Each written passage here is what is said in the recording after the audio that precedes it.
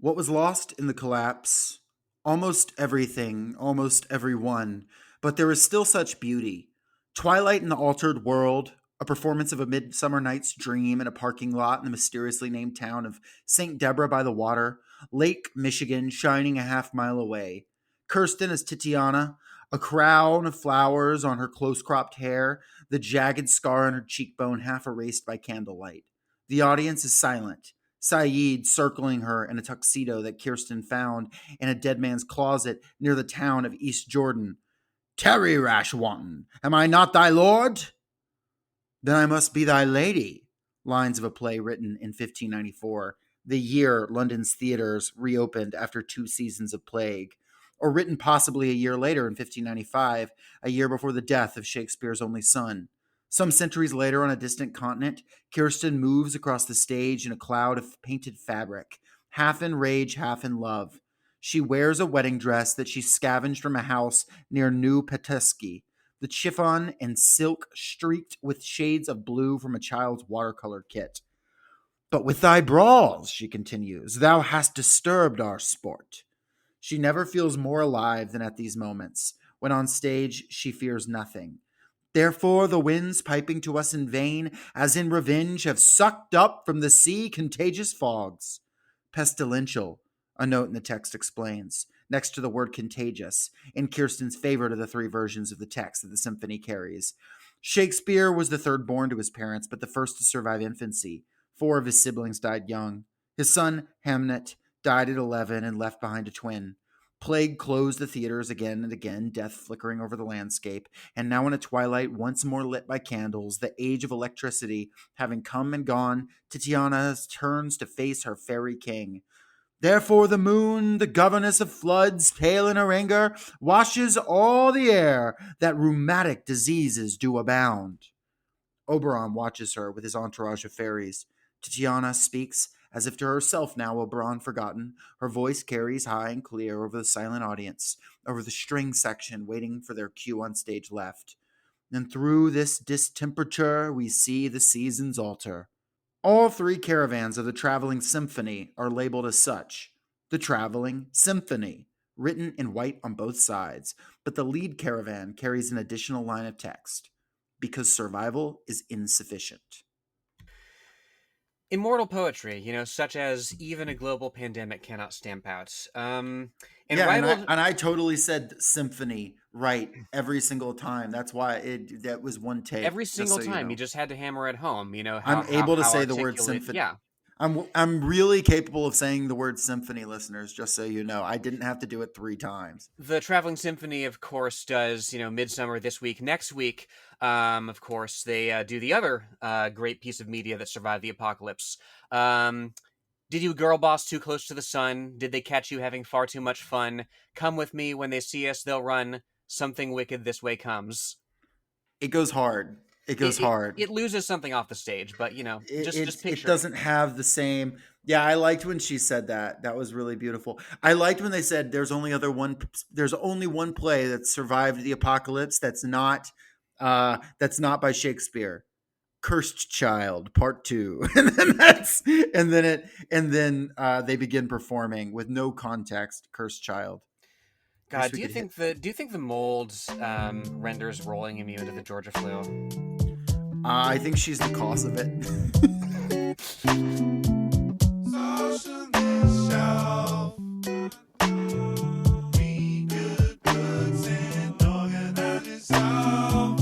Socially shelf.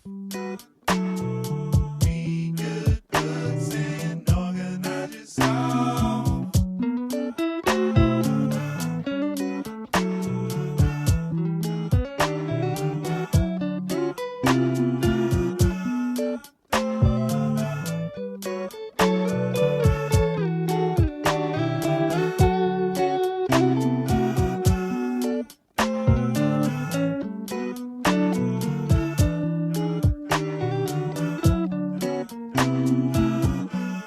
You're now listening to Socialist Shelf Radio.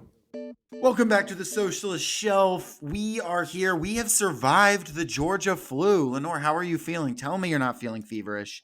I am, you know what? I'm still trying to catch my breath. I mean, we are in Georgia. We are in the epicenter of this thing. Yeah, not that Georgia though. It's not that Georgia. It's all good. Yeah, it's actually from the South Georgia Islands. I don't know how it made the mainland. Yes, it is. Uh, I Really like that. ambitious penguins. Really ambitious penguins who will inherit the earth. Uh, the Georgia flu, famously the worst flu of all time because it burns itself the fuck out on like 5 seconds. Really not evolutionarily very good move on its part. Folks, we're talking about Station 11 today. We're talking about disease. We're talking about Shakespeare. We're talking about sci-fi. We're talking about uh, George Clooney, Robert De Niro types who get back into acting and are planning to move to live with their son in Jerusalem, but then fall to the ground and have a heart attack. And a guy runs on stage to help him. And it's like, no, it's okay because actually the disease is going to kill everyone anyway. And a girl sees that and she takes a comic book and she survives and she kills a couple people and then she acts in Shakespeare. And then later on, they meet a guy at an airport. And that guy at the airport, there was also the son of the original George Clooney type actor who is doing an apocalypse cult. But it's like kind of fine because, you know, everybody's gone crazy and there's a museum and a lot is happening and somehow it works. I've never been much of a fan of literary fiction because, like, when I'm reading this, I can't help but think of you ever read the Library at Mount Char by Scott Hawkins? I have not.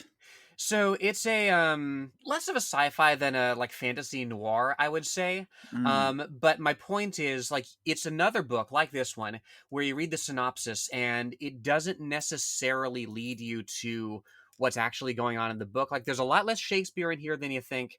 There's a lot more of, you know, that guy that you mentioned. And yet it works. And yet it works. It really comes together in some surprising Arthur and Leander. meditative ways. Arthur Leander was Arthur Leander sexy at the end? That's the question that will be debated by critics for time to come. Could you have fixed him? Arthur Leander, I'm more like leaning towards Clark in this one, but I don't think like there's much fixing needed for Clark that he doesn't fix himself after seeing the world end. I think When he Clark's shaves the side of his head to when like the way he did when he was 15 and like pierces his ear 4 times, I'm like, fuck yeah. It took the death of 99% of humanity, but it was worth it for Clark to like get his groove back. he's perfect. He rises to the occasion, you know, of every epic that he's lives through. Also, like he feels bad about his job, but his job is to make like CEOs feel bad about themselves. And honestly, that's worthwhile, I think. Hmm. But y'all aren't gonna understand what we're talking about if you haven't read the book, so we should get into it. But maybe we should talk about this author, this Emily St. John Mandel. Am I saying that correctly? Yeah, yeah. Is she a saint herself, or is she just contains multitudes saints within her? I mean, you know, of the multitudes that she contains, I would argue that that the saints are the stronger current. You know, she Hmm. seems lovely. Her book, she's a hell of a writer. Um, it's interesting. She has stories from this like breakneck tour of hers for this book that I'll get into. Um, about people just saying the most out of pocket like gatekeeping shit. Like she herself, of course, doesn't have a degree in literature, didn't really formally study it. So some jackass at an event once asked her, "Okay, well, is this book of yours modern or postmodern?" And of course, you know, she very honestly says, "I don't know." And this person's like, "Okay, well, you don't know much about literature, but your book, we could probably still teach it in school." And like, I, she says, at that moment, I had to resist throwing something at him, and I wish she hadn't resisted. I wish she had taken that guy out. I mean, the answer is that's a stupid question. Yeah, That's a really I like that those are the only two things that you can be too. That this guy seems to everything's modern or postmodern. Hey, did he think it could be pre-modern? Do you think it could be tangential to modern? Do you think it could be postmodern, which is a real thing, by the way? I took a postmodernism class in 2020. Wild year to do that, and we talked about postmodern fiction, which led me to say maybe I should hang it up with this whole academia thing. yeah, that's quite silly because you just had to keep adding posts every few years. Yes, I loved my professor, even though all the time he would be like, "Glad we made it today. I was worried the Koreans were going to nuke us," and that was a little weird. But he Oh was cool aside from Jesus! that.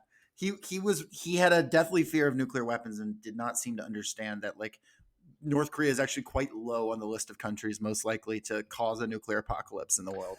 Not on the list. Every country with a nuke is, but like, anyway, it came off weird, but I don't know why I threw that in there. Shout out to that paranoid professor. Yes, good morning, Mr. Red Dawn. Mr. Red Dawn would be a sick. I need to include that, like write a little short story. Anyway, tell me about Emily here. Tell me about Yeah. Emily St. John Mandel. Well, some stuff you might recognize from her backstory in the book, or the other way around, really. So Emily St. John Fairbanks, that's her maiden name, who was born in Well, 1979. wait, I could have sworn she had a different last name. Could it be Mandel effect? Oh, shit. I knew I could use that at some point. Now I've expired. A Bad Ben reference right here on the Socialist Shelf. Ba-boom. We will watch that at some point for the show. Born in 1979 in Merville, British Columbia, which is on Vancouver Island. Mom's a social worker, dad's a plumber. When she's 10, they move to Denman Island, a smaller island off the coast of Vancouver, which, as you might imagine, serves as the inspiration for Delano Island in the book. That's where our actor is from. Now, until age 15, she's homeschooled. She goes to high school, but drops out at 18 like you do. Leaves home to study dance at the School of Toronto Dance Theatre. So way the fuck other side of Canada. That's it. Moves to Toronto, then to Montreal. Graduates from dance school in 2000. Eventually decides after a couple years, well, dance isn't really for me. So while she's rethinking her life, she supports herself barely with odd jobs. She says in Publishers Weekly in 2012, yeah, there were times in my life where I had to decide between paying rent and buying groceries. She ends up in NYC at some point around this time, and the how of this is insane. She picked up a free newspaper in Toronto around the turn of the century. She read a book review, and then she started up a correspondence with the author of the book. One thing leads to another. They start dating. She moves to NYC, again, on the strength of, starting up a correspondence with somebody who wrote a book. And y'all think dating someone you met on TikTok is crazy. Oh, Now, yeah. let me tell you, back in the day, we were in the trenches. She's got a very similar story to how John Darnell got. Who was this author? Any book that we would know about? Or is that anonymous? Yeah, I wasn't able to find this. I mean, I guess she might want to preserve some privacy for some folks, but it'd be hilarious. Who would be the funniest author that it realistically could have been in the early 2000s? Thompson. That would Thompson. Hunter S. Thompson. He's would just be bored, crazy. starts writing some random Canadian chick. It was Pynchon, actually. He's still around, isn't he? I think so. He certainly was around then. Just Why just haven't we pri- done Pynchon yet? What are we doing? Yeah, we'll get around to maybe the book that that One Battle After Another is based on, perhaps Vineland. Yes, good Yeah. book. Yeah, we'll get. It's around to that. actually not. Actually, it's technically not based on it. It's only thematically based on it. Apparently, Right. they don't. It's not actually an adaptation. Yeah, it's an inspiration, certainly. Go see it. Ben Shapiro says that movie's woke. I just watched his movie review for it. Don't ask me why I do this kind of thing with my Wow, life. first thing he and I agree on. He said the thumbnail is woke movie encourages violence against ICE. And it's like, Ben, I already supported it. You don't have to convince me. But anyway, hold that thought on Ben Shapiro. Wait a couple weeks. But God, yeah. The something wicked this way comes. Indeed. No, just you wait, listeners. So the person that she meets through this book review is not actually the person she marries. That's her vector for going to New York. That's where she Kurt meets. Vonnegut. Yes, exactly. And then divorces him, and then meets Kevin Mandel, who she would eventually marry. Now in NYC, she lands a day job as an admin assistant at a law firm, and then at a cancer research center. And she fits her writing in between her day job and her other pursuits, because she has something that fundamentally, listeners, I lack, and I'm extremely jealous of, which is discipline.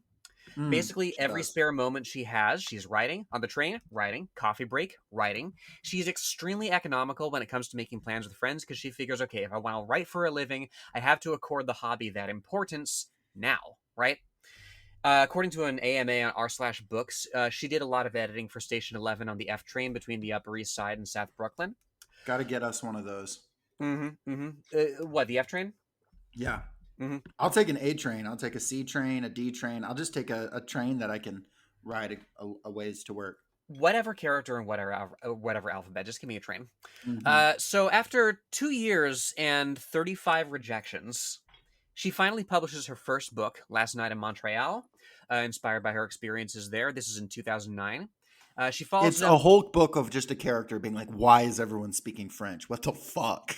Well, people take her to task about like how hard she is on Montreal in the book, and she's like, "No, I wasn't hard enough on it. I hated it Mm. there."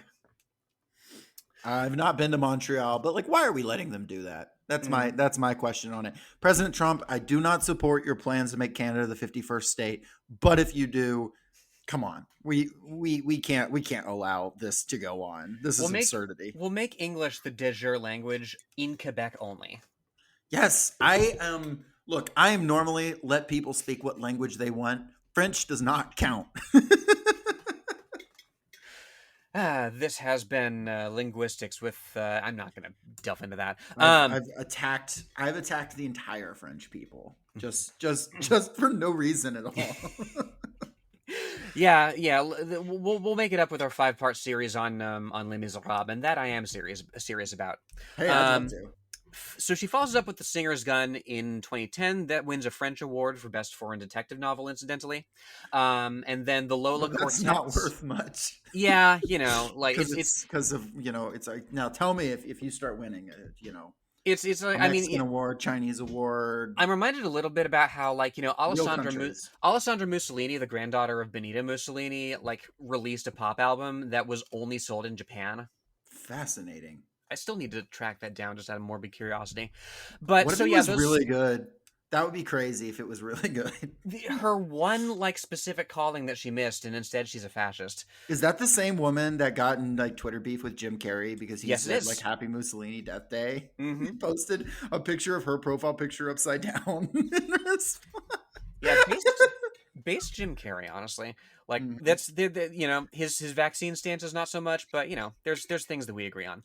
He was definitely Um, carrying that exchange. Yeah. So she puts out the Lola Quartet in 2012. Those first 3 books of hers don't really make much of a splash. Station 11 does. This is in 2014. Station 11 now is huge. It sells 1.5 million copies. George R. Martin calls it one of the best books of the year. It wins an Arthur C. Clarke Award, a Toronto Book Award. It's nominated for several more things. It gets adapted into an HBO miniseries a few years back. That premieres in 2021 to rave reviews. The New York Times called it one of the best books of the century so far. Of course, that's a living document. They called A Rebel Isn't Out Yet. No, that's true. Now, it's after Station 11 that I'm she sure the slows New down a York little. Times is gonna love it. Oh, yeah. Yeah, no, 100. God, can you imagine? That'd be sick. I gotta get like Ezra Klein to review this shit. We'll do his review on the show. Ezra Klein, the type of guy to be like, "This was good. This inspired me to deregulate." The same way that 7 school Obama really districts. liked, Ethel Cain's song "American Teenager," which is about like, young boys going off to war and dying.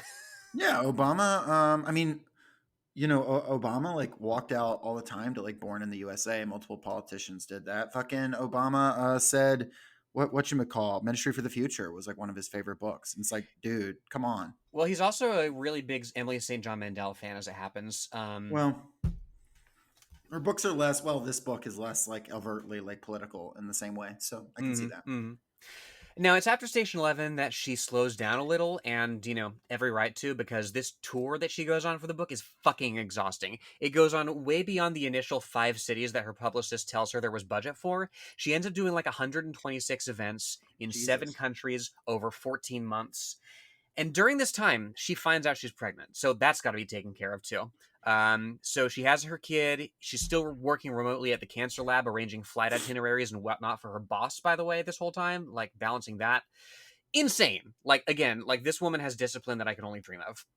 Now, she's back to her previous pace now. She published The Glass Hotel in 2020, most recently Sea of Tranquility in 2022. They are both also being adapted for TV. And unlike Station 11, Mandel herself is writing the screenplays. And interspersed throughout this career is a handful of short stories, a couple dozen essays. She's published in The New Republic, in 538 that was, Humanities, among others, about everything from Ebola to social media to book reviews. This doesn't really have anything to do with anything, but this I found fascinating. She and her husband divorced in 2022, right? And by that time, she was dating the woman that she would go on to marry just this past March. And she didn't want her GF's friends to look her up and assume that, oh, this, she's dating a married woman, right? But Wikipedia is like, no, your article cites a Publisher's Weekly interview from 2012 that says you're married. We cannot update your page until you have a comparable source indicating that you're divorced. So she takes to Twitter and she's like, yeah, all I want for Christmas is a journalist writing a story for publication to ask me if I'm still married. And Slate grants her an interview that very day.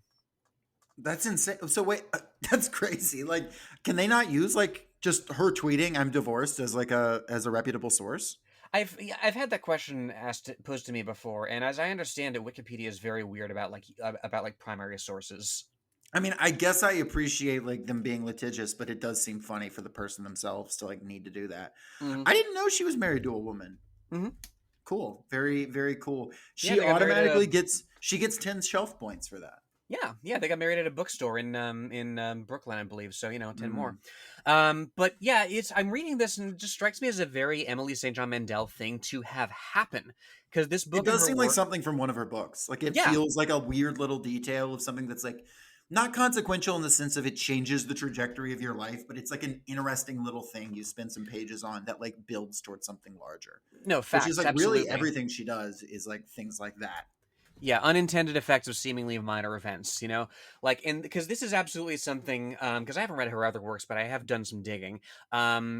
She toys with all these possibilities and, alternatives in her other work, right? There's a bit in Glass Hotel where the Georgia flu is mentioned to have happened, but it was very swiftly contained. So it's like an alternate timeline there. The protagonist of the novel that she's working on right now is the villain from Singer's Gun. This is funny. She herself also appears in Sea of Tranquility. One of the protagonists is a novelist on tour whose breakthrough work is about a pandemic and just fields the most jackass questions. It's very. I couldn't help but think of Final Fantasy, American Horror Story. Media with characters and plot points and objects and places that show up in different books with perhaps slightly different functions and meanings.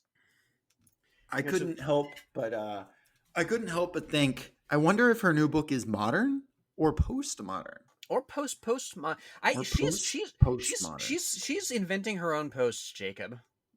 She's posting modern. I'm posting quite modernly. Yeah, always be posting through it. Who up posting modern? Yeah, unfortunately, there's not a lot of posting through it that can be done with the pandemic in our subject matter tonight, because it moves pretty quick. Gotcha. I mean, it's the Georgia flu, folks. It kills 99% of people, and it gets you no matter what, except for one guy who happened to be exposed to it and nothing happened to him. But everybody else, if you get exposed to that shit, you're dead within 48 hours. It does not matter. The only people who survived are the people who bunkered down and waited till the flu just like stopped existing, because it's not a very efficient virus in the Or the sense people of who got like evolutionarily. absurdly lucky and went to the one airport in all the world where it hadn't reached. Yes, that as well. I was gonna like partway through reading this book, I was like, I'm gonna make a joke about this is only happening in the United States, and then the book makes the joke for me. Admittedly, it's called the Georgia flu for like the nation of Georgia. Apparently, I find it interesting that the people knew that there was like a flu happening in Georgia and Russia, but they didn't know how bad it was. I'm surprised that Georgia and Russia didn't collapse so as rapidly as the United States and Canada seem to. But The book isn't really focused on the contours of the pandemic itself. It's just there is a collapse. It happens very, very quickly.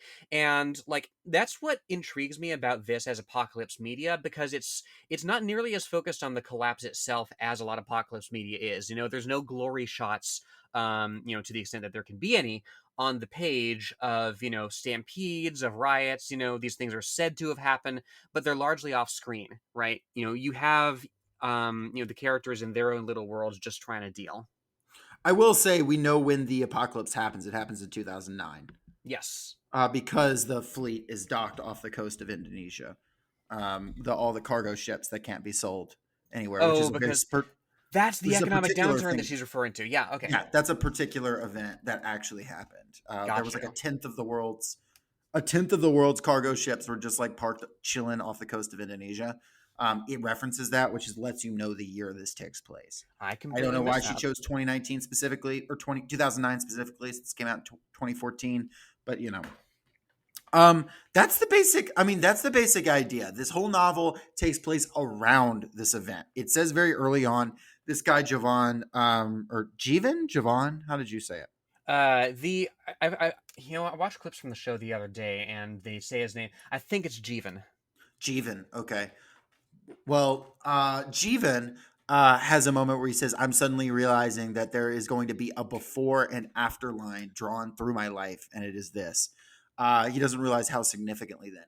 I found that to be a very interesting and poignant line. But it is everything is going around this fulcrum of this flu, and part of the book is taking place sort of in the moments around it with different characters.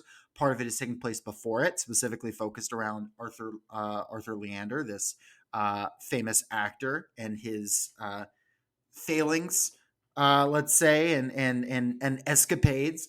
And then there's a good amount of it that's taking place afterwards. 20 years afterwards, the world's mostly calmed down. The world is very depopulated with just a handful of people traveling around. And there's this traveling symphony that I talked about at the beginning, that they go around performing Shakespeare and kind of keeping the spirit of art alive, because survival is insufficient, and they're running into all kinds of dangers, like not having enough food, and this crazy prophet who ends up being Arthur Leander's son, who is like, this was an avenging angel. When in the book did you clock that exactly? So I had read this before, but when I read it originally, I don't think it was.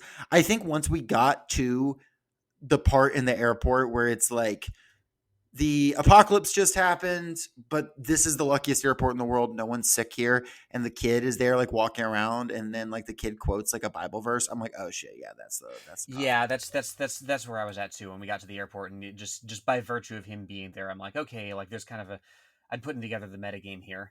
But yeah, normal child reading scripture saying you deserved to die to a plane full of dead bodies. Really normal child thing to do.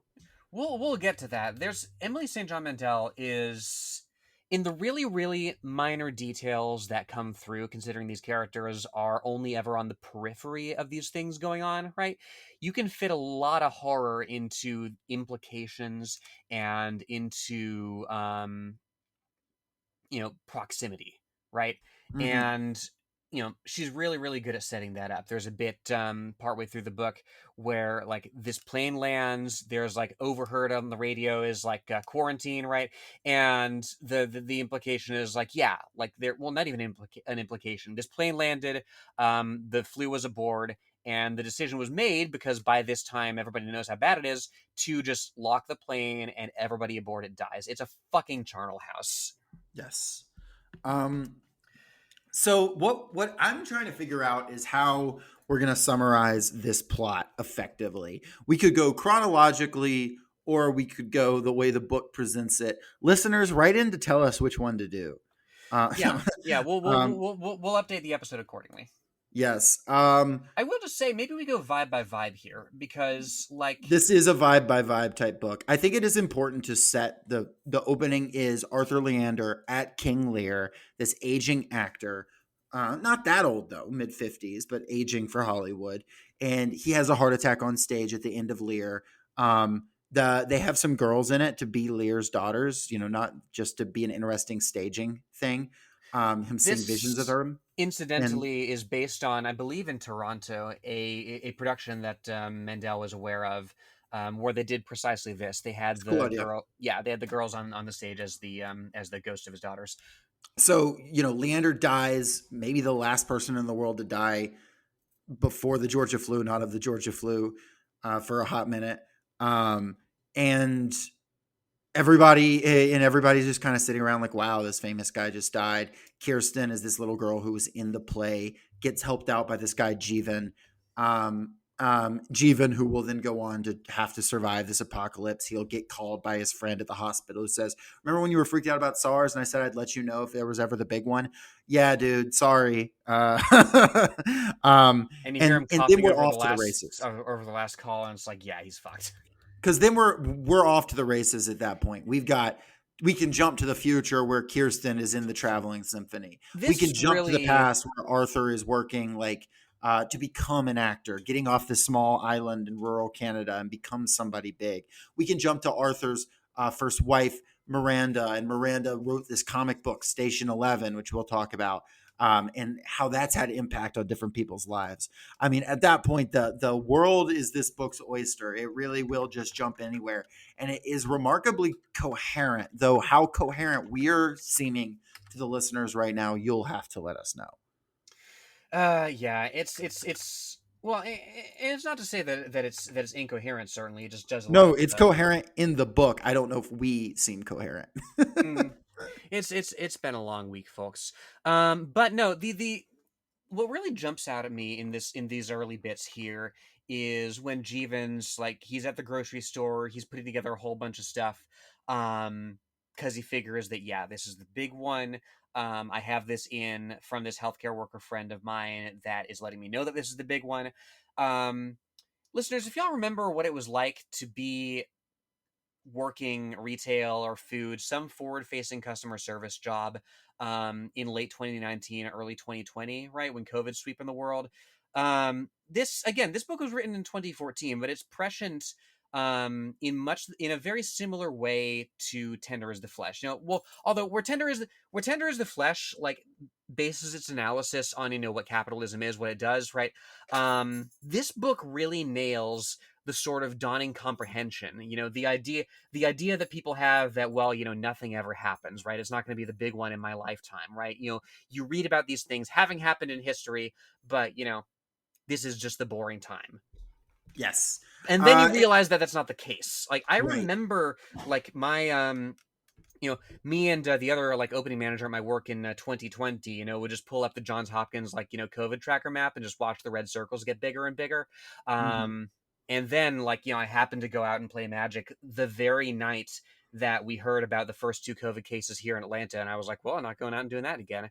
It's it's something you read about over there, and then very suddenly it's over here, and it's not going anywhere for a hot minute. Still hasn't gone anywhere, by the way. Yeah. I mean, I find it interesting too. Yeah, this sense of doom and how it can be contrasted against the everydayness. You've got these guys sitting around at the bar that worked with Arthur after he has the heart attack. It's an early chapter. Kirsten's very upset, of course. In the lobby, it says the people gathered at the bar clinked their glasses together. To Arthur, they said. They drank for a few more minutes, then went their separate ways in the storm. Of all of them there at the bar that night, the bartender was the one who survived the longest. He died 3 weeks later on the road out of the city. Oh God. You know, And again, that's intense. End of chapter 2 right there, by the way. 3 weeks, by the way. That's how long it takes for the this breakdown to be affected. And it's you can quibble about the plausibility of this or that virus doing this or that thing, but there is a certain for a book with such focus as it has on the characters picking up the pieces of the previous world, you can forgive a little bit of implausibility and just let the terror of this sit with you, right? It's not important why it happened or whether it could have happened. It's what's important is that it happened. Well, there's also just none of the characters in this are proper doctors. They're not educated. These are not epidemiologists. The people we have the perspectives of are people mostly post collapse or during collapse who have to just be piecing stuff together from what they see, knowing it's a Mhm. flu. I mean, they don't know if they can get it from dead bodies. They don't know how long it exists in the air. They don't know the likelihood of survival. You have one guy at one point who says, I took care of somebody with the flu and I didn't get it and I have no idea what happened. And that's not addressed either because it's just yeah, whatever. That was a guy, luck of the draw. There is very little understanding what the flu is. It is simply a thing that exists. I think it's an interesting contrast against Tender as the Flesh because Tender as the Flesh is, an explicitly political critique. This book, and I'm not saying this is a criticism of this book is not doing a political critique of any one society. This is a force that obliterates the world and then how humanity recovers from it. And it is in a lot of ways a very optimistic book about how humanity recovers. It is not utopian. It's not like everybody came together and sang kumbaya. No, people shot at each other still. People did like had a bad time in a lot of ways, and there are brutal, horrible people. There's sexual assault. There's this like prophet guy. There's all this shit happening. But at the end of the day, people like within 20 years are like printing newspapers again. They're making art. They're trying to build a museum. Someone somewhere, it never tells us where, has turned on electricity again. There's people who are trying to figure out movies by like biking and like letting projector screens run. People are trading, like their like food, what they have. And again, of course, these main characters who are literally performing Shakespeare and music. And that is their like main contribution to the world. I find it very interesting, and it's an incredibly sort of optimistic thing. But yeah, I think it is like, if it's about anything, it's about just kind of the not knowing when the axe is going to fall, and not realize, there's something to the like living in unprecedented times vibes of this one. It feels almost silly to compare it to COVID in some ways because of just how apocalyptic this is. But at the same time, like, you've got scenes like Jeevan and his brother Frank, who are in an apartment. They've stocked up on food and they're not sure if they can go outside. They're not sure. Do we need to be covering our air vents? Should we be waiting on someone? Is there some instructions coming? The news is contradictory. Which Like, that again, felt really nails that vibe of not knowing what this shit is. I mean, in the first days of the COVID pandemic, right? When everybody's like obsessively wiping things down, and then it turns out that surfaces are not so important to it spreading. Like, nobody knows what it is for several months. There's not a vaccine. I was the only one who knew what it was, but I didn't tell anyone. Yeah, I'm sure you had your reasons. It was a novel coronavirus. I figured that out.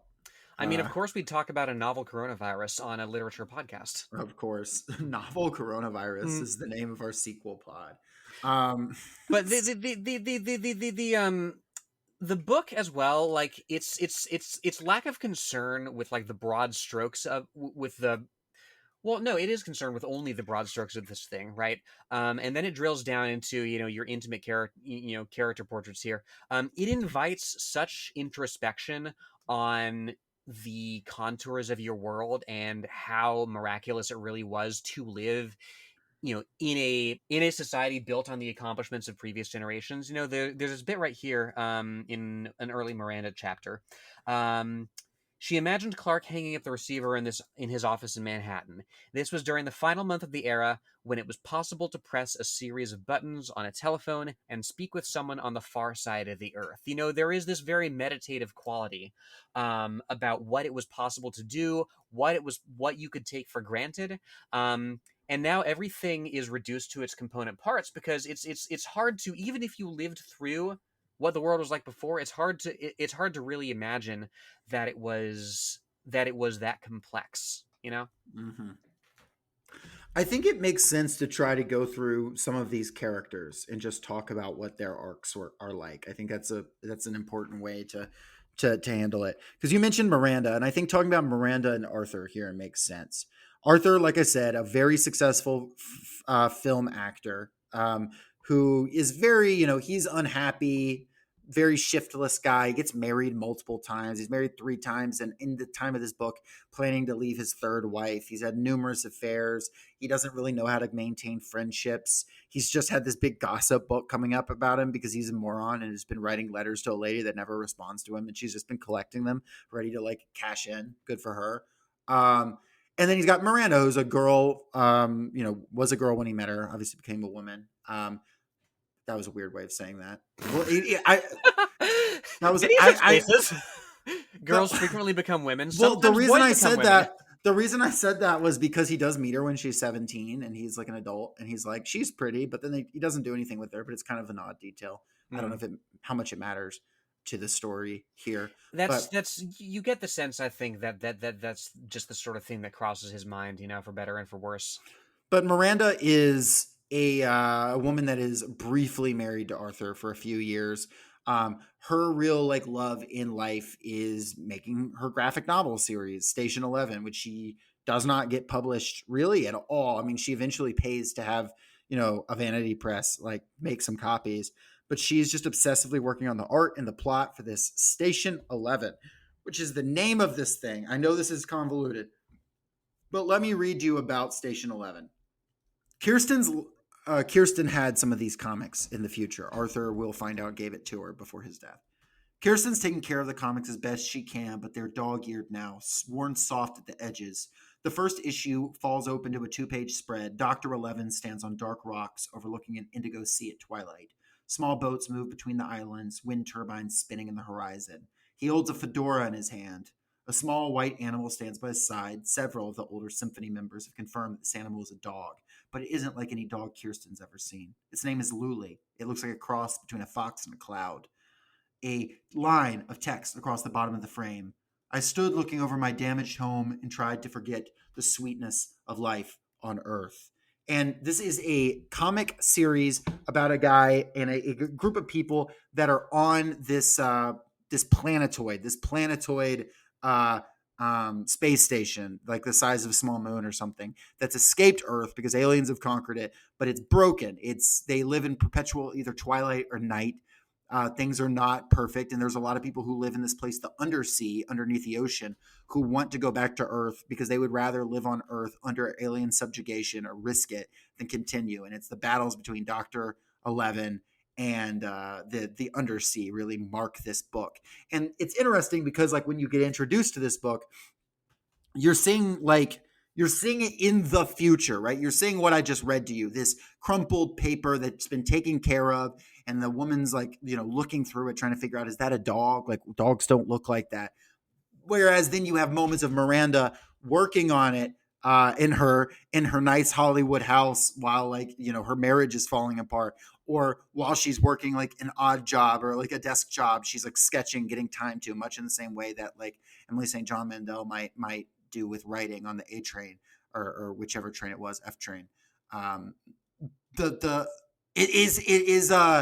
is a honestly, there's almost like a hauntology to the whole thing. There is this thing is past, Yes. present, and future. This thing Yes. is this continuous through line through the book that kind of rhymes with everything. It's There very is a chapter at the end of part 1 here crystallizes this pretty well. And this is a little bit long, but I'll read the last paragraph of this list of things that there are no more of. No more internet, no more social media, no more scrolling through litanies of dreams and nervous hopes and photographs of lunches, cries for help and expressions of contentment and relationship status updates with heart icons, whole or broken, plans to meet up later, pleas, complaints, desires, pictures of babies dressed as bears or peppers for Halloween. No more reading and commenting on the lives of others, and in so doing, feeling slightly less alone in the room. No more avatars. And the bit about no more avatars is really intriguing to me, right? You lose. Yeah. I mean, Way of Water doesn't even come out in this timeline. Yeah, nothing of value was lost. God damn it, that's not the case. But go on.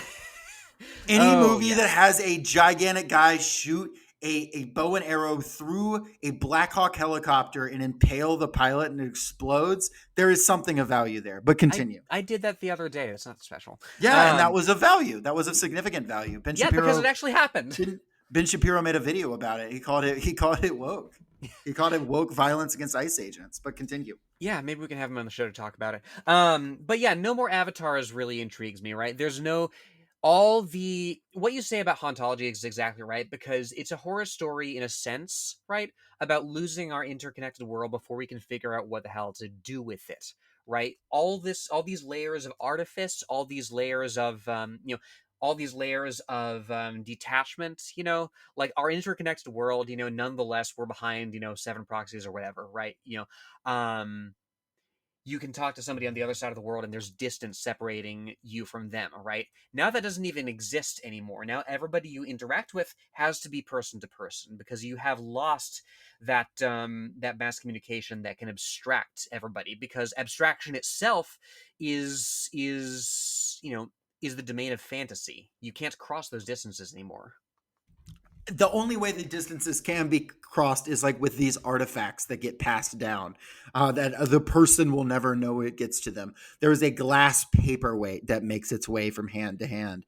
There are these comic books that happen to end up in the hands of multiple people who will cross paths in the new world, and they kind of know each other. The Prophet and the Prophet has these as well and names his like big attack dog Luli as a result of it, right? There is a sort of immortality. There is, the characters, because of their interest, Kirsten, because of her interest in Arthur Leander from her childhood, every time she finds a newspaper or magazine clipping with Arthur's name in it, she clips it out and puts it in a folder, right? There is these things that continue to exist, and there are people who preserve like the old world. There's someone who makes the museum of what do they call it? Just the museum of the old The world? Museum of Civilization, yeah.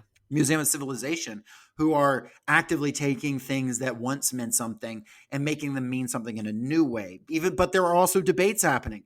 Is it worth it to tell a child that, like, yeah, there used to be electricity and like hot and cold air and people used to live a certain amount of time and now they don't? Like, is it worth it to tell a child that? Is it worth it That's a thing indeed people. to perform something new, right? There's that tension at the heart of the Traveling Symphony, whereby who is it that's writing the new play? Is it one of the flutes, or is I it think Kristen? I think it's the. I don't think she gets a name. She's just like one of the instruments. I don't know if it's flute. There's somebody who's writing a new play and who wants It to might be the cellist. Yeah, maybe.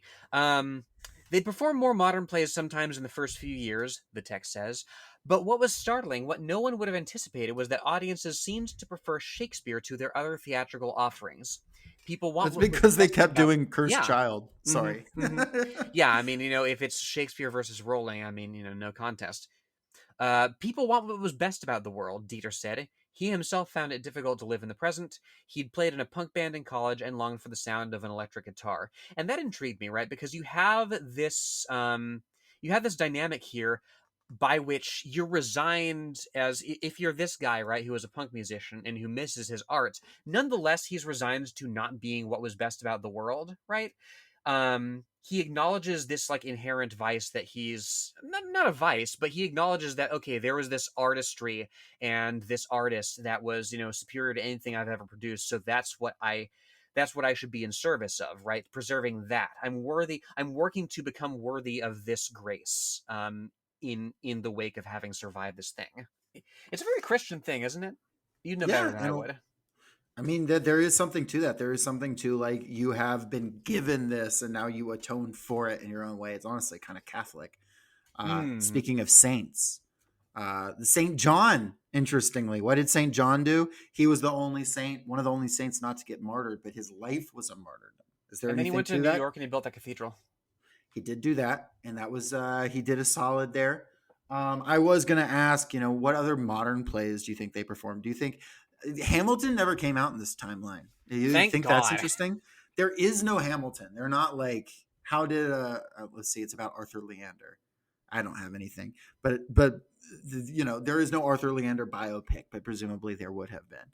Maybe they could do a play of one. Just call it Arthur. And who would play Arthur Leander in the film? Arthur Leander, like, to me, is giving, like, I like am picturing somewhere between like a De Niro or a Clooney or I don't know. Clooney seems like a good Arthur. Maybe a little too charming though. Yeah. I mean, he's charming enough to have multiple wives. Yeah, but Not at the same time, but it's a different type of thing. But God, there's just so much going on here. What through line shall we chase? Shall we? I'm looking at the list of characters here. We have Kirsten and Arthur and Jeevan and Frank and Miranda and Clark and Tyler. On the subject of people preserving what was best about the world, or what they think was best about the world, finding meaning in what was, there's this guy who takes that in a really dark direction, and that person is, of course, the prophet, of course. Yes. Because the prophet who is Tyler, Arthur's son. Arthur's he was 6 when the apocalypse happened or something like that. Arthur's son, who was coming back, who was flying in for his father's funeral with his mom, Elizabeth. It was a random, very strange detail that the two of them moved to Jerusalem, neither as Jews nor Arabs. They're Christians who just decided to go live in Jerusalem because of art or something like that. It was kind of an odd detail that they kept returning to in this book. But it's not really important, but it is an interesting, Israel keeps coming up, but it never really says why. It's just kind of a thing that exists in the book. I don't know if there's a point to it, but I thought it was kind of odd. I was just oh, she must be Jewish or something, but no, they're very specifically Christian. So I don't know. Was Arthur's wife, Arthur's ex-wife, potentially CIA. Was she one of these? Was she one of these like Christian Zionists, hardcore, trying to bring about red heifer stuff? We She really was can't know. she was Was she she was working with Hamas? It's impossible to say. Elizabeth Colton was Hamas. I don't think so, given how like Christian they are. But like, it's impossible. You know, there's No, yeah, much more likely she was John Avery Whitaker's contact there. The what? listen to my episodes with Two Wits One Cup if you want to understand that one. Yes, go check that out. Like you bring the deep lore to that episode. Like holy hell.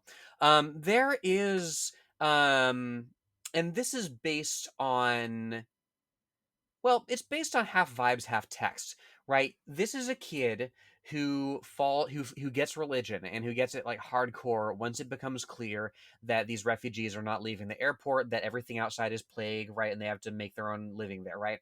And he finds a Bible. He starts reading to the plane full of dead people. And he grows up and he becomes the prophet. And there's all this rape and whatnot. And like to my mind, this is somebody whose greatest influences in his life were a father who was in theater and who had a flair for the dramatic, and something half remembered about like, oh, I'm in Israel. Israel historically is like the Holy Land. I'm 9. I don't know what that means, but there it is, right? So that's a frame of reference to sort of cling on to, And a right? mother who is constantly being like, everything happens for a reason. His mother is a famous movie star that's like down on her luck. Mm-hmm. That, And who has to believe that? Yeah. yeah, who just is constantly saying everything happens for a reason, including the apocalypse, and telling her child that. Yeah. Yeah, no wonder the child grows up to like carve the shape of airplanes into people. Yeah, and we never see what happens to the mother, certainly, but it's mentioned by the prophet that, yeah, I saw my mother die in her soul, and then she died in body eventually. So the death of the soul, presumably around the time of the apocalypse, of the airport thing kicking off. You know, it's a sense of, okay, I have to pick up where the adults have left off much much earlier, right? And then I never really grow up out of this fantasy. I was kind of hoping they would do something with like the prophet Tyler being like, Jesus came from the Holy Land and so did I, like thinking he came from there or Yeah, something. That could be interesting. I don't know. It just like, there's something in the mix there. I feel strongly that it gets mentioned enough times in this book that they came from there while having no connections to the region. Like they make it very specific that there was something in this book that tied to that in some original draft. And I am willing to bet it has to do with him thinking he's like the return of Jesus or something. well, yeah, It and has to be. it jives I don't certainly. even mean politically. I mean like just thematically. No, yeah, totally. It jives certainly with people assembling. There's no more avatars, right? But people have to reconstruct, identities and eventually hierarchies, and there's still Christianity, there's still religion, but it's going to be different now that this thing has come to pass. So people are reassembling these things from the vestiges of the old world, of which Christianity is one. No more avatars. Everything changed when the Georgia flu attacked. I'm at peace with that. That's not a magic set that I'm excited for. They're making a magic set? Yeah. There's mechanics in the game that are like fire bending, earth bending. It's uh I, neither here nor there. My friend was in this will probably get cut, but my friend was in a group chat the other day talking about Magic the Gathering. I don't know much about it, but I was just Mhm. reading what he was saying, and he was like, all these fucking dumbass sets that are coming out, this and that or whatever, and he goes, oh wait, holy shit, they've got a Hobbit set coming out, let's fucking go. And everyone's like, you're the problem. Well, that's the thing. There's something for everybody. It's for everyone, and there's no real harm in it, I don't think. So I have something that I like here that I want to point up on the subject of what we've been discussing recently. There is a bit here that's innocuous, but does jump out at me. The Wendy's was a low square building with the look of having been slapped together from a kit in an architecturally careless era, but it had a beautiful front door. It was a replacement, solid wood, and someone had taken the trouble to carve a row of flowers alongside the carved handle. And this strikes me as like you say, it's a very, very early in the book aspect of the optimism shot through it, right? Because not only do you have, of course, the door is pretty, but what it represents, right? This reclamation of this public space from the flattening effect of capitalism, right? The whole the Cracker Barrels with the shitty logos are now, prettied up like any other dwelling, right? Yeah, bring back Uncle Rufus or whatever the fuck his name was. Yeah, Uncle Rufus never went away in this timeline. who in God's name is Uncle Rufus? That's the guy on the Cracker Barrel logo. That's the what his Cracker's name is. name? Yeah, that's the Cracker's name is Uncle Rufus. Who would have thought? Who would have Wait, thought? let me double check that before we go forward. This is important. Cracker Barrel guy's name. His Uncle name's Herschel. Sorry, Uncle Herschel. I don't know where I got Rufus from. Herschel. Uncle Herschel. Yeah. Rufus Herschel. Yeah, I don't know where Rufus came from. I can't think of a single person named Rufus that I know. But it ties popped into head. It ties back into as well, though, like It's very connected. the fundamental difference between this and your Tender is the Flesh, right? Tender is the Flesh is what happens when the contradictions underlying an extractive capitalist global hegemony are just staved off and staved off and staved off unto global cannibalism, right? The contradictions aren't even resolved. They're just eliminated. They're erased, and we're forced back to an earlier mode of production, right? I mean, it's interesting. Mao did once say sometimes a contradiction is resolved by obliteration. It's something along those lines. It's better in the original thing. But somebody was like, oh, but the contradiction must have a synthesis. And he was like, yeah, sometimes the synthesis is everything being fucking destroyed, right? Oh, yeah. Is that what we want? and that is, in fact, what happened here. Yeah, and is it necessarily what we want? Absolutely not. We're not accelerationists here. We're not Ann Prims here. But it nonetheless speaks. There's nothing to be accomplished. Yeah. Right. It nonetheless speaks to resilience. Right. Yes. And you can be a hell of a lot more resilient when you have a society to be resilient within. And I think it's beautiful that we talked about, obviously they're doing Shakespeare and the connections with Shakespeare at the top, but it's also cool that because survival isn't sufficient is at the front, and this guy's carrying this kid, one of the kids in this this caravan finds a Starship Enterprise and is carrying around, and that's also because that's a quote from Star Trek there. One of the kids collects TV guides, right? Because that's the vestiges of the world that he's interested in. It's something speculative, It's art from multiple eras. Yes, exactly. It's not just Shakespeare, right? She understands that it wouldn't just be, here's the ultimate English artist. Therefore, no, they're also quoting Star Trek on the side of this shit. They're also obsessing over this by all accounts mid-level actor and things like that. Because it's not just fiction anymore, right? It's a relic of a time where we could dream of one day, reaching the heights that were depicted in your 24th century global communism. Right. There's the guy who throws out at one point. He's like, man, I wish we had invented space travel. And she was like, we did. And he was like, yeah, we got to a rock 5 feet away. That's bullshit. I wish we'd really invented space travel. Which I do like that, and observations that's building from an architecturally lazy era from people who live in the future. They're like, man, these people sucked actually, low key. They're pretty vicious with their thoughts about the past, the people who lived in the past. People will be like, oh, I don't know anything about that. And they're like, motherfucker, you had the internet. Why don't you know anything? Moon spells stay molding. I enjoyed some of that. I want to ask. We talked about Station 11, the comic book that's a through line of Miranda, this character who will die of the Georgia flu, creates. What's the deal with Station 11? Why is this so central? Obviously, it's an artifact that gets passed through the generations, as I already said. And obviously, it is a piece of art that is sort of transcendent on accident. And it intersects all these different plot lines. But beyond that, what is it that makes Station 11 so important? Why is this book called Station 11? Why isn't this called The Night Arthur Leander Died? Why isn't this called The Georgia Flu? Why isn't this called, The Traveling Symphony? Why is this called Station 11? Well, it's interesting to me that, as I understand it, the comic book was never finished. right? You have Yes. these two issues that Miranda is able to produce when she's not being an administrative assistant and later a shipping executive, right?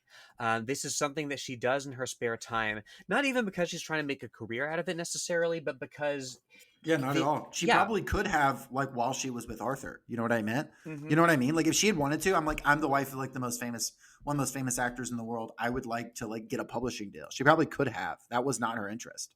No, she certainly knew enough people, but that's the thing. Again, the hauntology of it, right? The possibility that was ripped away from not just her but everybody at the last second, right?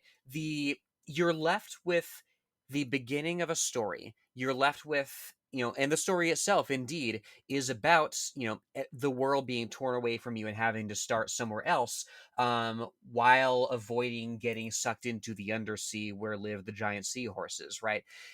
It's you. It is a sudden. Well, I don't want to even say a sudden precarity. Um, you have passed the point of precarity, and suddenly you have to make do with the scraps of what was, um, and that's It's what. interesting to me because the undersea is where the people who want to go back and suffer the consequences are. And it says in it, Miranda, through the years, has gotten less interested in Dr. 11 and more interested in the undersea and sympathy for these people who want to see the sunrise again, right? Um, and that, if anything, feels a lot like Emily St. John Mandel, like talking about all these different people that maybe you wouldn't have sympathy for at first, or would seem annoying, or would seem whatever. Even someone like the prophet, who you come to have sympathy because they are in some way trying to see the sunrise again. And you literally do see the sunrise again in this by them literally at the end of the book seeing in the distance Electric uh, lights. electric lights. And so it's a human made sunrise, which is um, pretty cool. But it's it's you it's know, it's it's coming to terms with the fact that the world that you once dreamed of, the world that perhaps you lived in, is insufficient. Survival is insufficient, and you realize, okay, well, I'm not really living. Where do I go to live? There's a bit that Arthur has here in chapter 13 that intrigues me, right? When he's talking about his tiny shitty island that he comes from, and it must have been so beautiful, is the inevitable reply. It was, he tells them. It is. And then finds a way to change the subject because it's difficult to explain this next part. Yes, it was beautiful. It was the most beautiful place I have ever seen. It was gorgeous and claustrophobic. I loved it, and I always wanted to escape. And that's the thing. Like you're it's not even the knowledge that you have to escape, just the knowledge that you have to be engaging in a forward motion of some kind. when I first read this book, was wondering if Arthur's Island was going to be important at the end because like people were still alive there.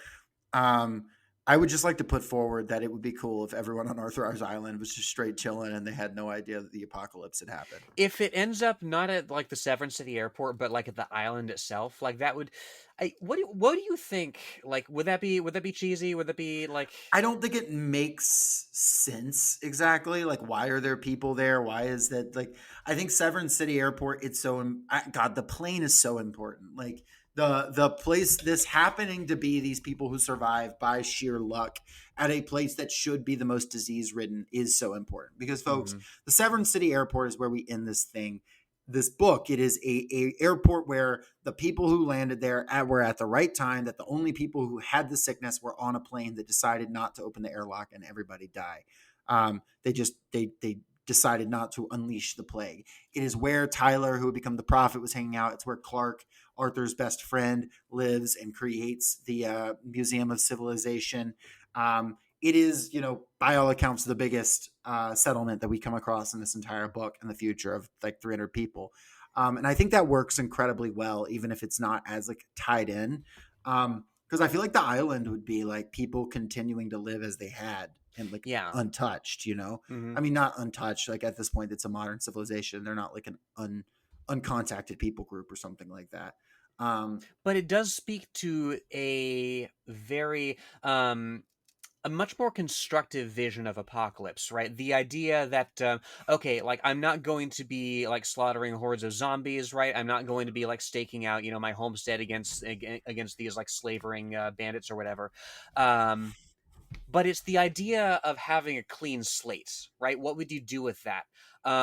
And you can take what was good, you can take what was less good about the previous world, and make literally whatever you want about it. I mean, there is, I'm sure, something important in Miranda basing the protagonist of her comic book, appearance-wise, on her shitty ex-boyfriend. Right? Mm-hmm. Like, yeah, this was a part of my life, and now I can strip out what I need from it and leave the rest. I mean, you also mentioned it's not a zombie apocalypse situation. Kirsten, by the end of the book, has killed 3 people, and she gets a tattoo for each of the people she's killed, so she remembers it. And because she sleeps with it, she drags it. She feels like she's dragging the ghosts of these people. This is not an apocalypse book where people are running around with machine guns, big grand action scenes. The couple moments of action are brutal and like necessary and unwanted, and it's quick. And like all the sort of violence in this book, is not at all gratuitous. It's not in the sense that it's pulling punches or anything like that. It's just like, here's what happened. We're not going to like linger on it. We're not going to spend a lot of time, even with like the Georgia flu. They don't spend a lot of time describing, here's what it was like as they died and they felt their insides melting and all. Like, a lesser book would maybe do that. Mm-hmm. And good books do that kind of thing. There's certainly place for like gnarly horror. We both enjoy that shit. But in this book, like, it is trusting the reader to be like, yeah, why it like sucks that a human being bleeds out. Why it's horrible that people are just dying of a disease on the street without us like spending all this time on it. Yeah, we And do not need the perspective of like the flight attendant on flight 426, I believe it is, which is the doomed one where everybody dies. Like it is so much worse in our imagining. Yeah, and everything kind of being able to exist in this like, I don't know, there's a vibe of this book that's very in line with Station 11, the comic book, that everything feels very Twilight. Everything feels very, night is falling, but maybe the sun's coming up, like it's just kind of like, nothing is super clear in the sense of it's going to go into all this detail, but rather about like the viscerality of it, but rather you're just going to feel the shapes of these things as it goes through. And it's much more interested in spelling out detail of like houses they ramshackle through and find like mysterious things like, why is this teacup set perfectly set up and untouched by time? That's crazy. Or like, this parent and these kids died at home. Did the kid die first or did the parent? Like things like that are much more effective than if this was just like a fucking Walking Dead, Mm-hmm. Mm-hmm. The one thing that of course Kirsten doesn't talk about in her interview on the record, right, is the history of violence. Because as you say, it's necessary. It's well, there's 2 things she doesn't talk about. The other thing, of course, is her first year on the road, right? She can't Um, remember it. well, she can't remember it, A, but also B, that strikes me as the omission is a there is a certain terror in the omission, right? Because so much of what of the worst of so much of the worst of this pandemic, so much of the worst of this apocalypse is off screen, it's rumor, it's half heard, it's secondhand. And it lends itself certainly to catastrophization. But again, it's against the it's against the backdrop of of recovery. I think like to talk about the optimism of this or the basic kind of humanity of in it, when the prophet eventually dies, because the prophet has a sort of finds them, is ready to kill them, and ends up dying himself because one of his own, now I was going to say men, but it's a boy, turns on him, um, I and a love that bit. really in a really brutal scene. Mm-hmm. And it's not like this grand shootout with the prophet. Like there are no shootouts in this book. There are no. It is a confrontation of words, and then he ends up dying in a way that he did not expect because he did not have that same ideological sway. But she has this moment where she's interacting with him, or interacting with everyone and thinking about the prophet's death, and says, I've walked all my life through this tarnished world. After she walked out of Toronto with her brother, after that first unremembered year, her brother had been plagued by nightmares. The road, he'd always said when she shook him awake and asked what he'd been dreaming of. He said, I hope you never remember it. The prophet was about her age. Whatever else the prophet had become, he'd once been a boy adrift on the road, and perhaps he'd had the misfortune of remembering everything. Kirsten brushed her hand over the prophet's face to close his eyes and placed the folded page from Station 11 in his hand. There is so much in this book about like people ending up more or less where they need to end up or where they think they need to end up. I'm thinking right now of Arthur dying on stage, right? Having forsaken more or less all of his other human connections. Yeah, and like deciding, like being in this moment of chaos where he's like, I'm going to give away all my possessions. I'm going to move. I'm going to not give a shit about I'm this. gonna I'm going to pay be a off like my philanthropist. current flames student loan debt, right? Yeah, like you don't get the sense that he's like become better or anything. He's just like, you get the sense this is how he is all the time. Like he is constantly like, I'm gonna do this thing. I'm like that. I'm gonna pursue love. I'm gonna pursue art. I'm gonna be whatever. Like, and he's constantly performing. Even his best friend Clark says he tries to go out to dinner with him, and his friend is like speaking loudly at the booth to everybody in the fucking restaurant. And it's stated multiple times, but there is this recurring theme of hell being the absence of people you long for, right? Yes. And once you're adrift in that sense, once you're alone, what use are your possessions? Mm.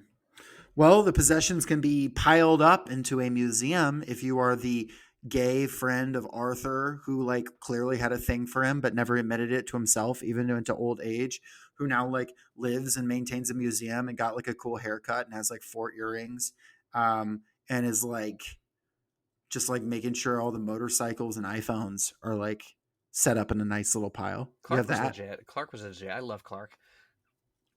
I like the implication without it stating too directly. Like Clark was fucking like crazy back in Hmm. the day. Clark was all over the place.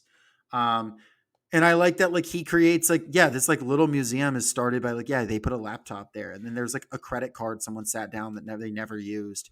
So they set the credit card there and they build this museum that Clark is, as society becomes tamer again, he is able to spend his time maintaining, and that like is seen as valuable. And I think that's super, super cool. Well, But yes, once again, it's a way these characters kind of fold back in on each other. The way the plots kind of loop together is him being able to eventually meet Kirsten and read Station 11 and talk about Arthur, with well, Arthur just at the heart of this book. on the subject of Clark and what is considered valuable, right? There's a bit when he's talking to um, a subordinate of this CEO that he's trying to like doctor, right?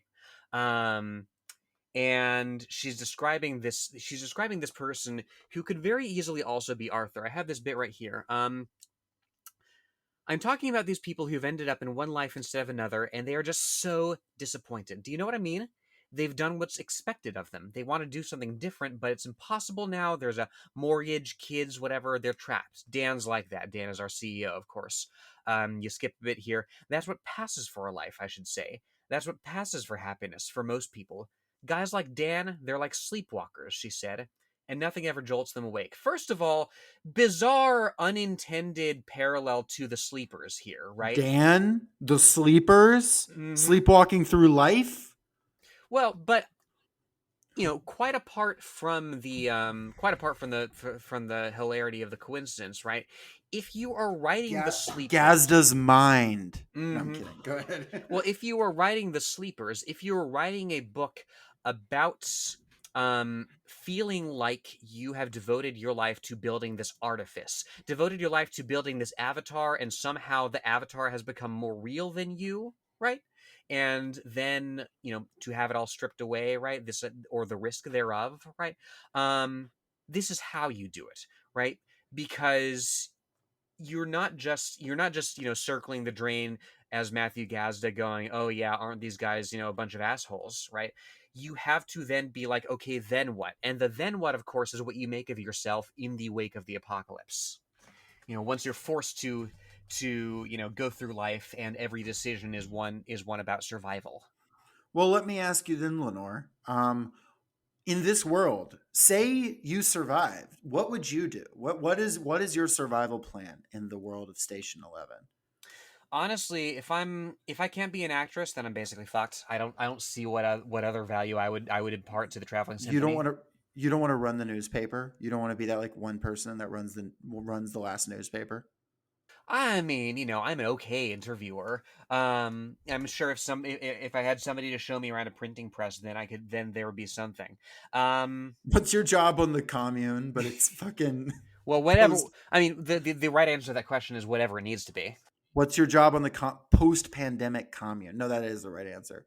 Um, I was in tears and gnashing teeth because I just wanted to mine coal, and the commune forced me to write gay poetry. The commune, I was like, no, please let me dig ditches for the revolution, and they were like, get writing, yowie. I hated that when that happened to You can me. use your yowie hands to like scoop, more coal. I don't know. It's I much like that. It's so much like that. No, I think, yeah, I mean, this book does invite you to think about like what you could do in this situation, not in like some kind of like badass prepper sense, because it's not a very prepper book. Like, yeah, if you had some supplies, you could live longer, but like ultimately, like you're not going to live by yourself. Like you're going to be in community with other people, and it's going to matter that you build community, like not just like being in the same room, but like having ritual and having like people you like and dislike and know how to manage those relationships, and having some like formal structure and plan and way of understanding yourself. Mhm. And I think that is also super important and missing in apocalypse media, which is so often like basically like, oh, I'm like the Ubermensch walking through the hordes, knocking them down, Well, and even when recall, it, recall what we discussed in our capitalist realism episode, right? Part of the horror of living in our capitalist paradigm currently is the stripping away of ritual, right? There's no more commemorating, there's no more mourning or celebrating on your terms. It has to be structured around your ability to provide value. When the indeed. real value is the friends we made along the way, Jacob. I mean, that is essentially the message, isn't it?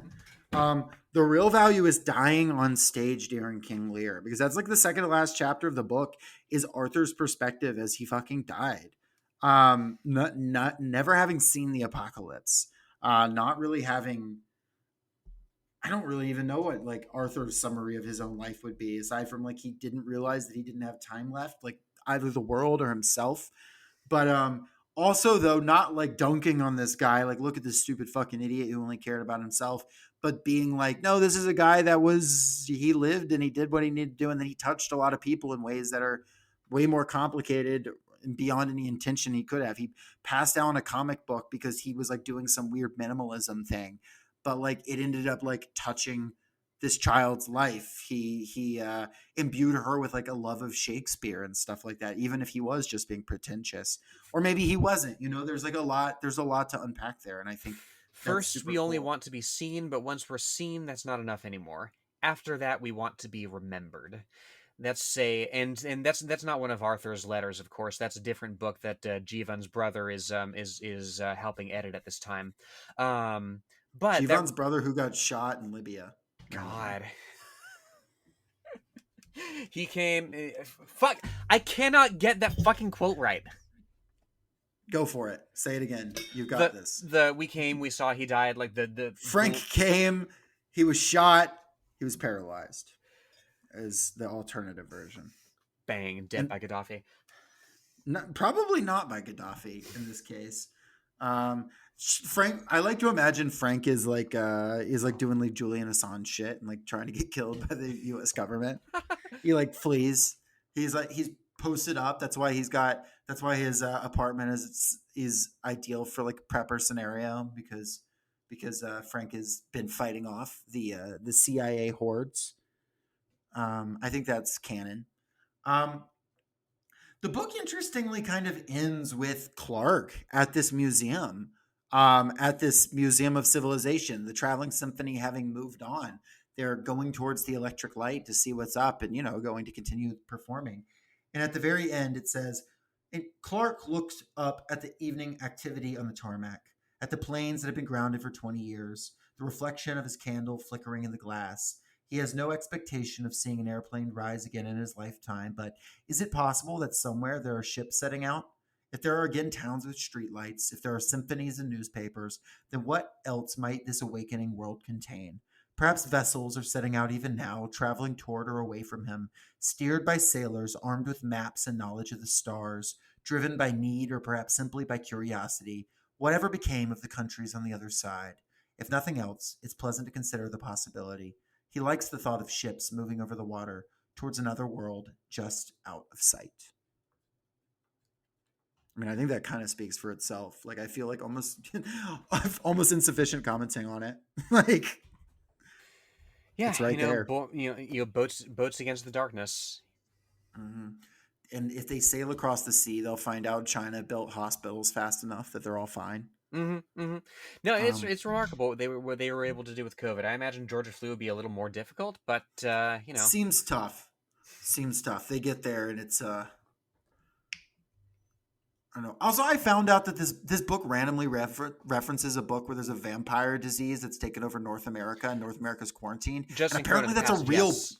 that's a real book. And Oh like, yeah. how have I not read this? Oh yeah, That's no, my there's so much shit in here that's real. The Lear play, that well, obviously King Lear is a real play. I know that. no, it isn't. I made it up. If No, Lenore it's had gaslit us all into thinking King Lear was a real play. You think Shakespeare was a real guy? Name one of his plays. Oh, you can? Never mind. Well then, alas. yeah, here's where I out myself as the fake English major and reveal that I've only read half of Shakespeare's plays. I was always more of a Marlowe girl. I gotcha. Mm. Have you read Lear? Oh yeah. Okay, well there you go. Mhm. Then you're allowed to talk about this one then. Yeah. Um, But I mean, part of part of the hope that you are presumably left with at the end of Lear is that Cordelia might make something out of his kingdom after he's gone. He certainly won't live to see it. Nor does I think I'm doing a King Lear rewrite where he's fine afterwards. Oh yeah. And Just everything's good and he did everything right. That's my version of King Lear. and then you just write Lear 2. Lear 2, the leering. There's all sorts of flourishes to this that I really, really enjoy. And it really speaks to the organic nature of how this survival can take place. I'm thinking right here of that evening they broke into the Mexican restaurant. This is the people trapped in the Severn City airport, and cooked an enormous dinner of ground meat and tortilla chips and cheese with sauces splashed over it. Some people had mixed feelings about this. They'd obviously been abandoned here. Everyone was hungry. 911 wasn't even operational. On the other hand, no one wants to be a thief. But then a business traveler named Max said, "Look, everyone just chill the fuck out. I'll cover it on my Amex." There was applause at this announcement.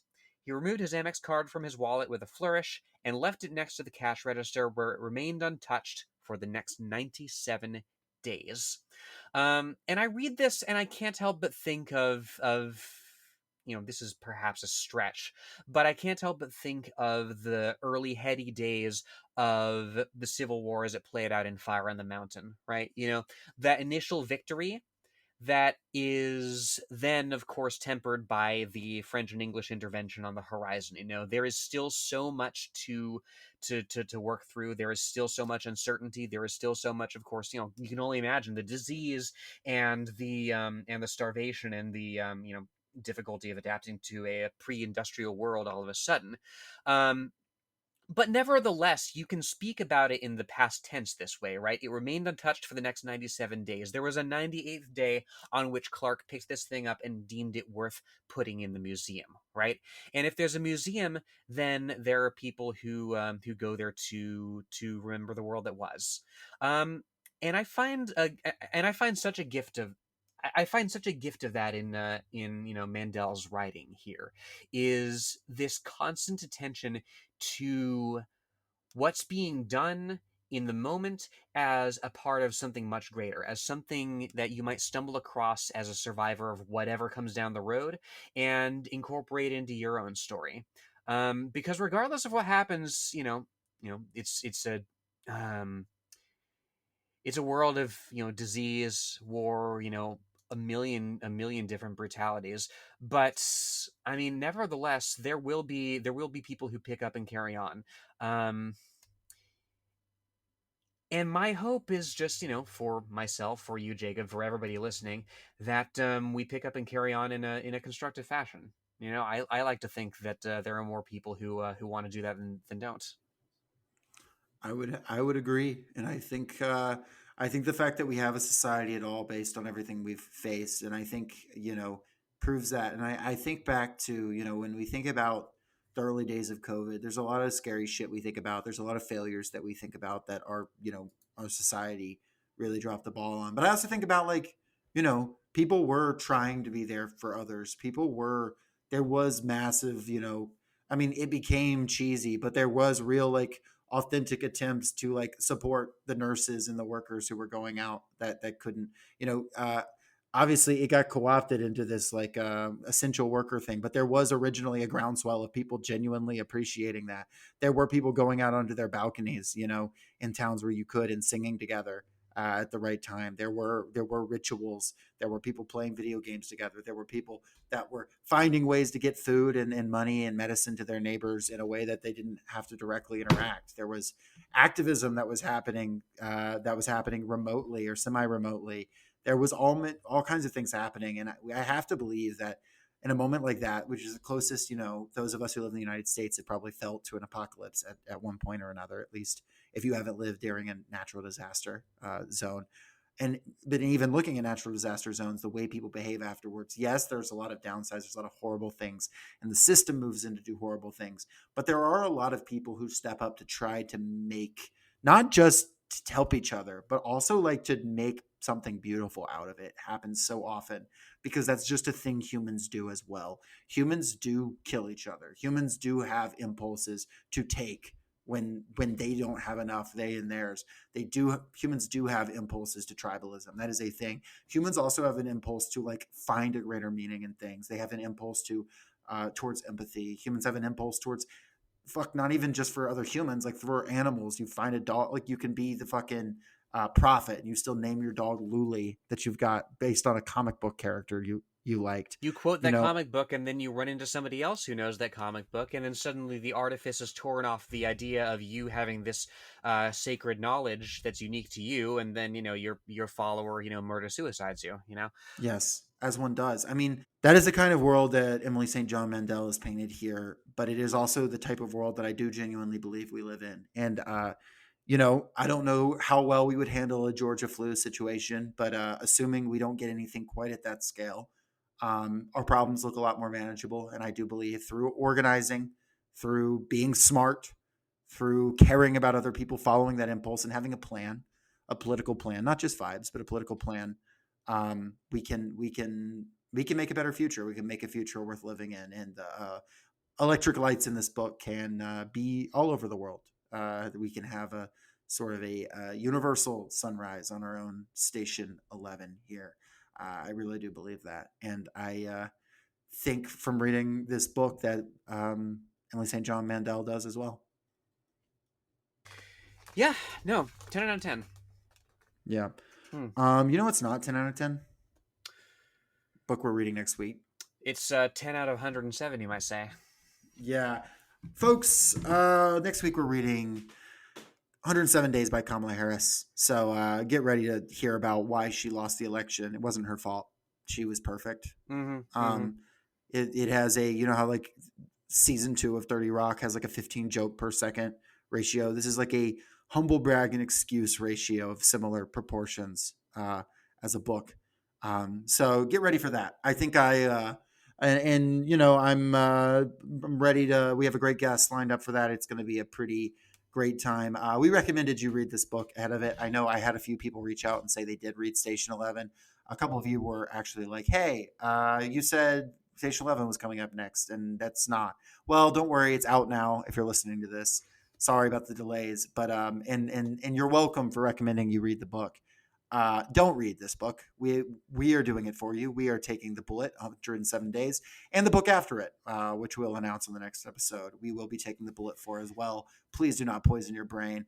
I would like to address now the person who emailed and said they listened to Every Young Man or read Every Young Man's Battle after listening to our episode on it, and say, I know you regretted doing that. Everyone, listen to this one listener's example of hearing, don't read this book.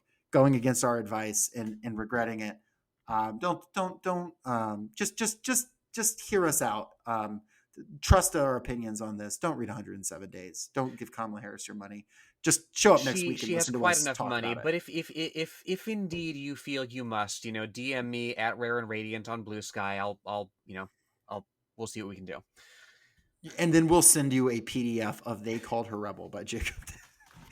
Book's crazy, right? Kamala Harris really coming out of left field with this one. I don't know what's got to do with an election campaign. You know what? She got that out of her system and decided, you know what? Why don't I pick myself off the ground and try something new in the vein of the Traveling Symphony. Kamala Harris surviving the Georgia flu and the Traveling Symphony, doing that laugh would be awesome. There was a little girl on one of the carts in the Traveling Symphony, and it was segregated, and I was that little girl. And I asked, "What do you want?" And I said, "Freedom." You remember that's one of her best moments, freedom. That she typed that out and posted it on twitter.com. Now X the Everything app, blaze your glory. Happy Halloween, y'all. It's going to be a rough one. I'm doing great. As y'all can tell from this episode, I'm going on. I'm well rested. I'm nutritionized. Everything's great. You're so no, nutritionized, all is you're making well. up new words. Which Shakespeare did. Yep. If Shakespeare, I'm Jakespeare. That's like Jacob, but Jake shortened and then added to No, Shakespeare. I got it. I put it together. No, I'm explaining to the listeners because I know, y'all come to us for analysis. So Well, listen, okay, Jacob, folks. I salute you if you're too much to handle. Like my whiskey sour and poison thorny flowers. Bangers only. Perfect. 10 out of 10. All right, folks. That's it for me. You got anything, Lenore? No, that was pretty much it. Tune in the next few weeks. Instead of what we just said, we're gonna devote an entire episode each to a song on Taylor Swift's new album. I hear it's great. I actually like the album, most of it, except for a few songs that suck. But I think the internet is just smells red meat, and they're going for it, which is their prerogative. Listen, I like my red meat. Well, folks, you know how you say goodbye like 3 or 4 times before you actually leave here in Georgia? No, I've got something. No, I'm cooking something, and I haven't quite put it together yet. Hey, everyone. You should rate our podcast good because just listening is insufficient. There we go. I was trying to do an insufficient thing. That's not good.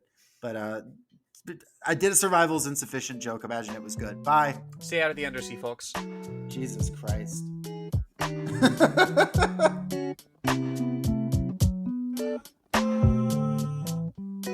Yeah, it's not entirely clear the time frame of all this. Like, it's the collapse is mentioned to have taken to.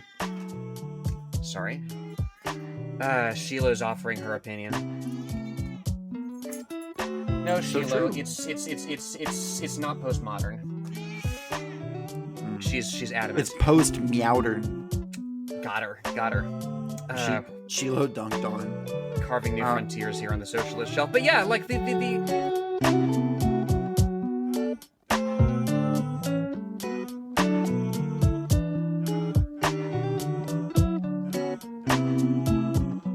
Thank you for listening to Socialist Shelf Radio.